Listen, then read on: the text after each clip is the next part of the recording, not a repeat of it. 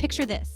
You're at the mall, arms laden with shopping bags, you're tired, you're hungry, and there it is, the escalator. But wait, it's not moving, it's just sitting there. A tantalizing staircase to the food court above. You think, well, it's basically stairs now, right? Wrong. Oh, so very wrong. Let me tell you why using a stopped escalator as stairs is about as smart as using a shark as a surfboard. Sure, it might work for a bit, but eventually you're going to end up as someone's lunch special. And trust me, you don't want to be the idiot of the day on the mall's security footage. So buckle up, Buttercup.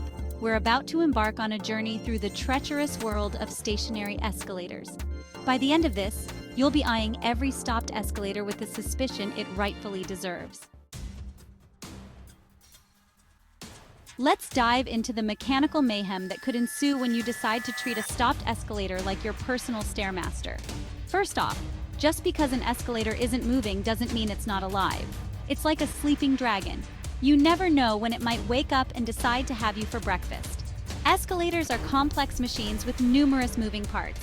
When they're stopped, these parts are under tension, like a coiled spring ready to snap. One wrong step, one loose bolt, and suddenly you're on an express ride to the emergency room. Now you might be thinking, surely they have safety features to prevent this. Well, yes, they do. But these safety features are designed for normal operation, not for when humans decide to play mountain climber on a stationary escalator. Remember, escalators are designed to move people efficiently, not to be impromptu staircases. Now let's talk about those steps. You might think they're just like regular stairs, but oh ho ho, you'd be wrong. Escalator steps are higher than your average staircase. It's like someone took normal stairs and decided, you know what? Let's make these a challenge for short-legged people and the elderly. The average stair height is about 7 inches, but escalator steps? They can be up to 8.5 inches high. That extra 1.5 inches might not sound like much, but when you're not expecting it, it's the difference between a graceful ascent and a humiliating tumble. And let's not forget about those lovely grooves on the steps. They're great for gripping when the escalator is moving, but when it's stopped, they're like tiny tripwires just waiting to catch the toe of your shoe. It's as if the escalator is saying, oh, you want to use me as stairs? Let's play a little game I like to call, How Coordinated Are You Really?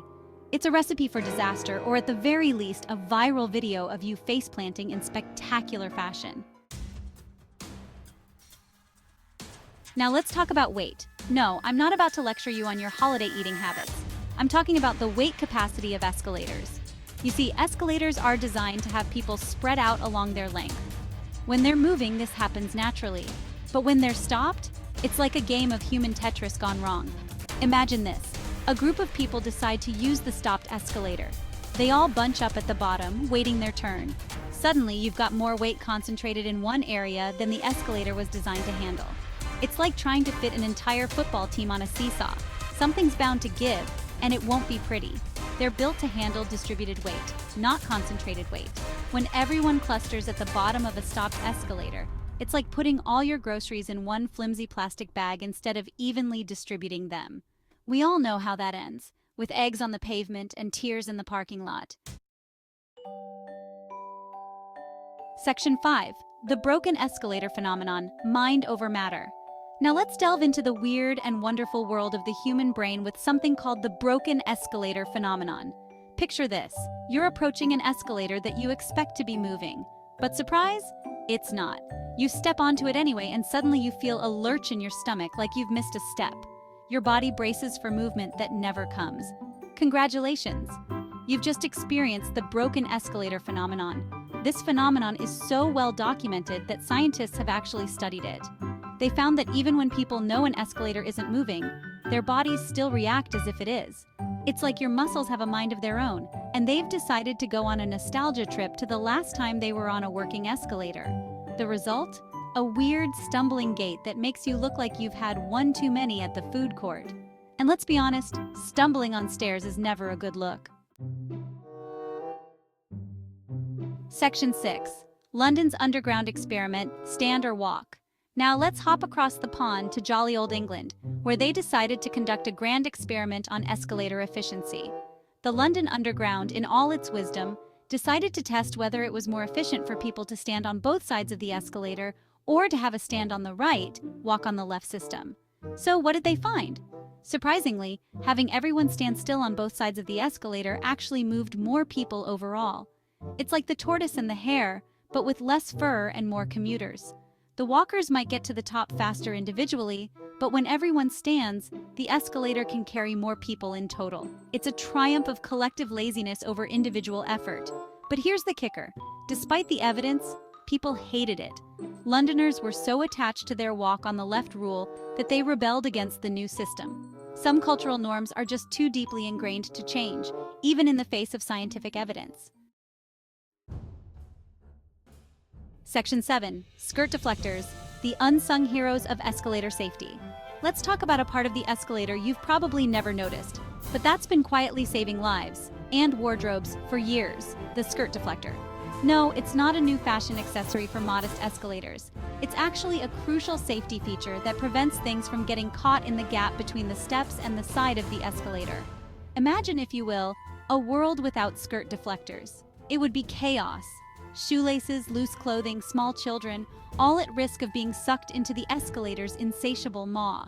These unassuming heroes work by deflecting objects away from the gap. They're like tiny bouncers for your escalator, keeping out all the undesirables that might try to crash the party between the steps and the side panel. Without them, every escalator ride would be a game of chance.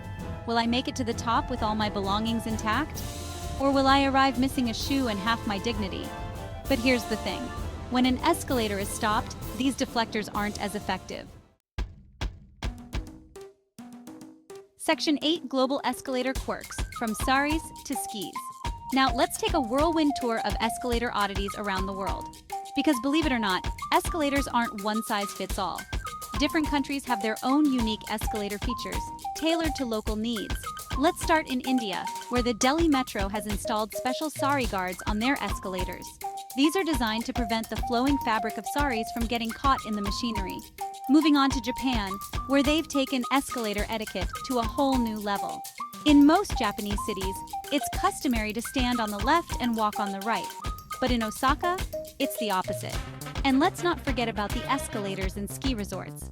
These bad boys are designed to handle people with skis and snowboards. They have wider steps and can handle the extra weight and awkward shapes of winter sports equipment. It's the Arnold Schwarzenegger of escalators, flexing its mechanical muscles and saying, "Come with me if you want to shred." Section 9. The hidden dangers of escalator etiquette. Now let's talk about escalator etiquette. You might think you're being polite by walking up a stopped escalator, but in reality, you're playing a dangerous game of who wants to be an escalator statistic. First off, walking up a stopped escalator encourages others to follow suit. You're like the Pied Piper of poor escalator decisions. Then there's the issue of blocking the way for those who can't or shouldn't use the stopped escalator. Elderly people, those with mobility issues, parents with strollers, they all need an alternative when the escalator isn't working. By using the stopped escalator as stairs, you're essentially saying, "Sorry, Grandma, looks like you're taking the long way round." And let's not forget about the maintenance crews. When you use a stopped escalator, you're potentially interfering with their work. Section 10. When escalators sleep, the safest alternatives. So, what's a weary shopper to do when faced with a stopped escalator? Fear not, for I come bearing alternatives that don't involve risking life and limb on a metal death trap. First and foremost, look for the stairs. Yes, those ancient contraptions that have been ferrying humans up and down for millennia. They might not move on their own, but they're reliable, consistent, and best of all, they don't have a motor that might suddenly decide to turn on and take you for an unexpected ride. If stairs aren't your cup of tea, or if you're carrying enough shopping bags to outfit a small army, seek out the elevator. Yes, it might mean waiting a few extra minutes, but consider it a mini break in your shopping marathon. Use that time to check your phone, reapply your lipstick, or practice your "I definitely need this fifth pair of shoes" speech.